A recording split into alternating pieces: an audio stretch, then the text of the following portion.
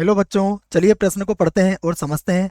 यहाँ पर हमें एक अवकल समीकरण दिया है एक्स डी वाई बटा d x minus y plus x sine y बटा एक्स बराबर 0।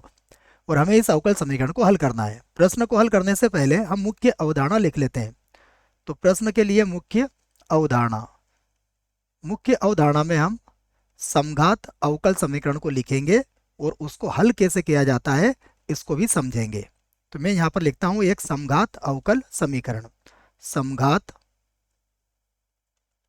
समघात अवकल समीकरण। अवकल समीकरण समघात अवकल समीकरण में हम लिखेंगे कि इसका जो रूप होता है कुछ इस प्रकार से होता है डी वाई बटा डी एक्स बराबर एफ वाई बटा एक्स। इस रूप के समीकरण को हम समघात अवकल समीकरण कहते हैं। इसका एक और रूप होता है जो इसके विपरीत होगा डी एक्स बटा डी वाई एफ एक्स बटा वाई रूप का। तो उस रूप की अभी हमें आवश्यकता नहीं है, हम इसी रूप की बात करते हैं। और यदि हमें इसको हल करना है का हल, ऐसा लिख देते हैं हम।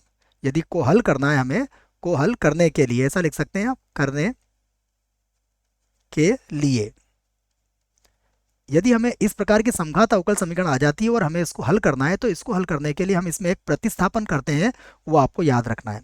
करने के लिए आप यहाँ पर y बराबर कितना रखेंगे, वी एक्स रखना है। तो ये आप मुख्य अवधारणा में इस बात को याद रखें। चलिए अब प्रश्न को हल करते हैं। प्रश्न में हम सबसे पहले जो समीकरण दी गई है उसे लिख लेते हैं।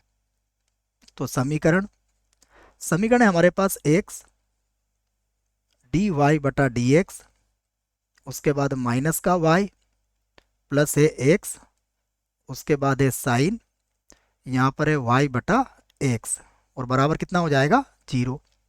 इसको आगे हल करते हैं। देखिए, तो अब हम d y by d x को यही रखेंगे, बाकी सभी को बराबर के इधर ले जाएंगे।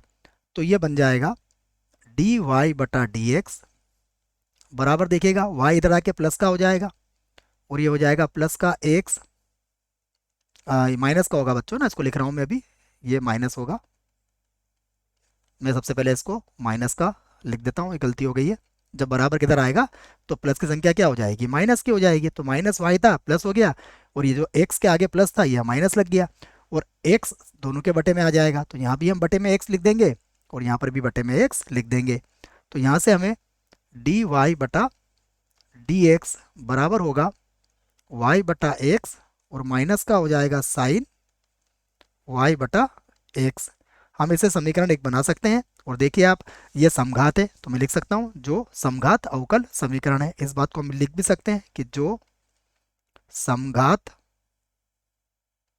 समघात अवकल अवकल समीकरण है। अब हम समघात अवकल समीकरण को हल करने के लिए y बराबर वी एक्स प्रतिस्थापन करेंगे। तो हम इस बात को यहाँ पर लिख देंगे कि माना y बराबर वी एक्स।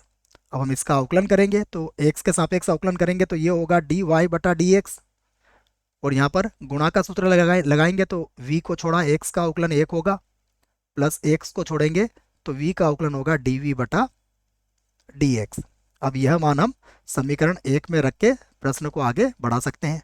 तो अतः यह आ जाएगा v प्लस यहाँ आ जाएगा x डी वी बटा डी एक्स बराबर, देखिए ये हो जाएगा v और यहाँ पर माइनस साइन v बन जाएगा।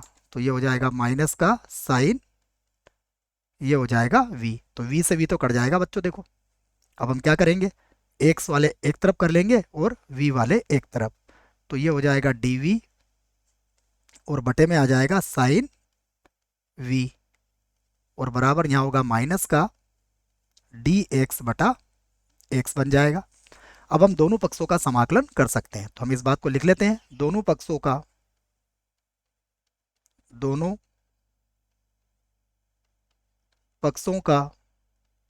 समाकलन करने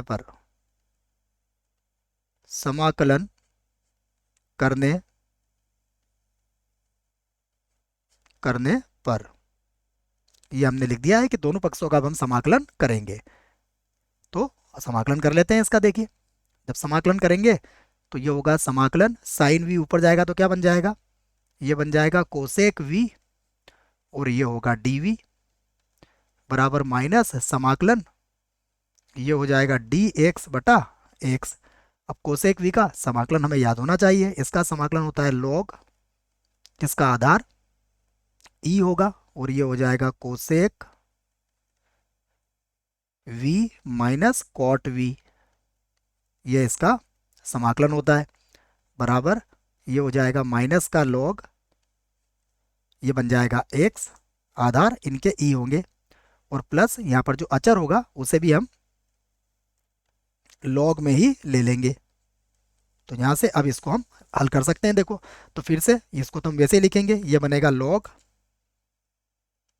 लॉग जिसका आधार v होगा और मापांक में होगा कोसेक v का मान किसके बराबर होगा। देखो अभी चलो v अभी रहने देते हैं, थोड़ी देर बाद रख देंगे, कॉट v, और बराबर यह सूत्र से हो जाएगा लॉग, और c बटा कितने आ जाएगा, x आ जाएगा, लॉग m माइनस n वाले सूत्र से। मैं लिख देता हूँ उस सूत्र को, कि सूत्र होता है हमारे पास लघुगणक का लॉग m माइनस का लॉग n, किसी भी आधार पर यह सूत्र काम करता है, तो ये होगा लॉग और m बटा n के बराबर हो जाएगा। इस सूत्र की सहायता से हमने इसको c बटा x लिख लिया है।